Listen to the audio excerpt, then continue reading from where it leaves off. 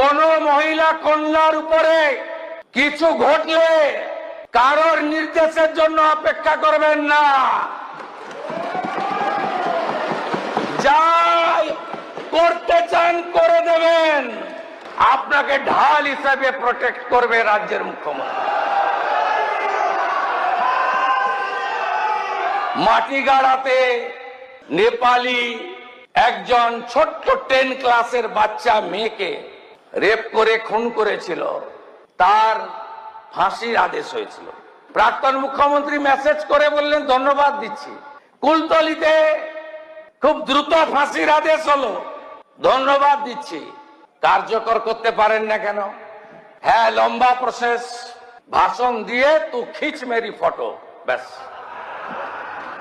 এই করতে করতে রাজ্যটাকে রসাতলে দিয়েছেন। আমরা কি করছি শুধু দেখতে থাকুন।